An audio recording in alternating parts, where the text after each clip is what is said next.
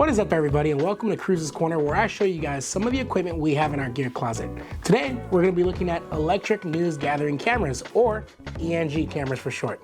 Let's get into it. ENG cameras allow us to head out the door and film because most of the things you need, like professional audio inputs, ND filters, professional video inputs, and video playback buttons, are already right on the camera.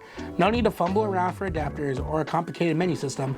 You just grab and go, and it gives you the most efficient way to film. You can usually identify an ENG camera because it has the big handle on top, or it's the one camera that still looks like a camcorder and not more like a photography camera. In this video, we'll learn how to operate one of these professional grade cameras and how you can use them to make your video recording more efficient. Let's start off with putting the battery in the back of the camera. So if you look at the back end of the camera, you'll see a hollow area that's perfect for a battery to sit in. Slide the battery pack down and to the left until you hear it lock into place. To remove the battery, press the battery release button located above the battery compartment and pull the battery upward and out. This may take a few times to get comfortable with, but keep practicing until you get it down. Now let's put an SD card in the camera. So if you flip open the screen, you'll see a little plastic cover where two SD cards will fit right behind. Go ahead and slide that cover open and insert an SD card into the slot. ENG style cameras usually have two SD card slots, so if you're filming and one fills up, it'll go ahead and hop on over to the next one for uninterrupted filming. Gotta love it.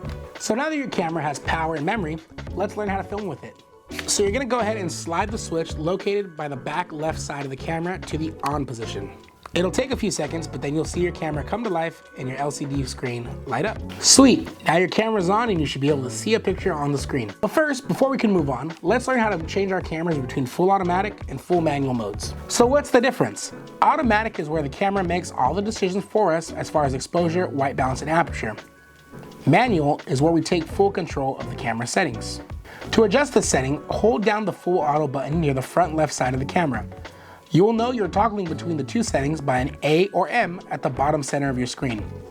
Now let's get into our camera's manual settings to adjust our picture. So first, let's look at iris. If you push the iris button, then if you move the scrolling wheel in front of it, you'll be able to control the opening to light in your camera's lens. The lower the number indicates that the lens is letting in more light, creating a brighter image.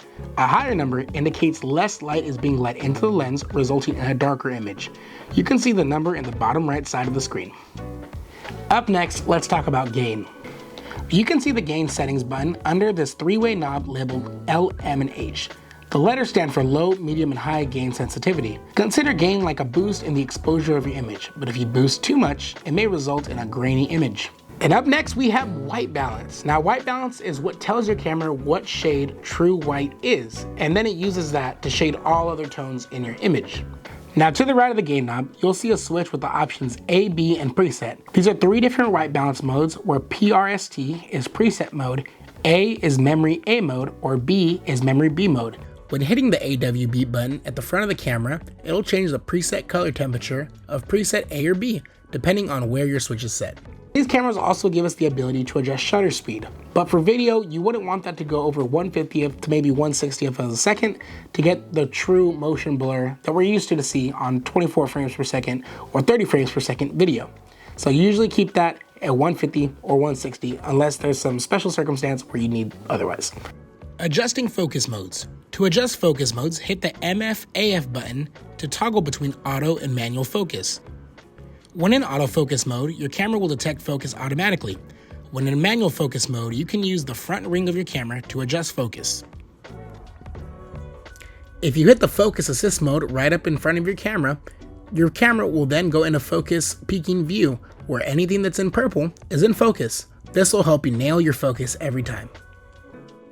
Now let's get into some of the additional features that you can usually find on an electric news gathering camera, which make it unique and pretty much the whole reason why we like to use these. So one of the first main features I want to talk about is built-in ND filters. So for those of you who don't know, an ND filter is a neutral density filter, and on usual photo cameras, you'd have to carry around a bunch of these that pretty much act like sunglasses for your camera. You'd have to screw them on or screw them off if you want to switch them out because they come at different darkness levels, so to say.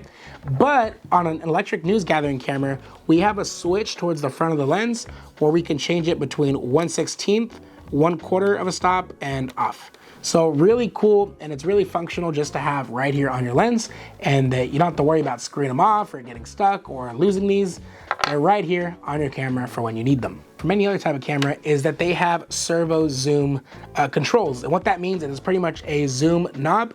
So instead of having to go up on your lens and zoom, we have two different places where we can zoom. We can zoom right here on the handle, or we can zoom up top at the top grip.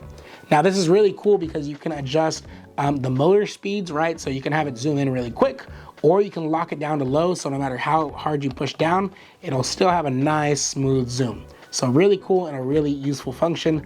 Now, one of my favorite features on this camera that I feel like is really underused is zebra striping. So what zebra striping is it pretty much puts a zebra pattern and it overlays some stripes onto the image that indicate exposure levels. And in this function, it aids to show us what's overexposed in the image and kind of serves as a warning because once an area is overexposed, it doesn't really have any data in that area. And it just helps you later in post so you don't come back in and everything's blown out and your whites are all blown out and you don't have a good image, right? So usually on these small screens with cameras, it's really hard to see stuff like that. So zebra striping helps me a lot. Now this last reason is probably the main reason we like to use these cameras, and that's because they have pro level on-camera audio inputs. So if you look at the top grip of these cameras, you will see there's two XLR ports and it records them in left, right. So whatever's on channel 1, you could have it be the input 1, and channel 2 could be input 2. And then in audio, you can run pretty much two different microphones, and in post, you can choose which one you want or use them both. Another big feature is that you can adjust levels and inputs on the camera. You don't have to jump into settings. There's literally buttons for all of that, which makes things super simple. Come time to film and say something happens real quick, you just need to scroll down and pretty much turn down the audio. It makes it really, really easy, and that's all controlled in one central place. I'm not gonna go over too much in depth how to set up audio in this video, but I will be making a part 2 that you can check out here. One last thing, to view the clips you just shot, hit the mode button. Now your camera will go from shooting mode into playback mode. You could then scroll through the videos you shot and push in to select one to review.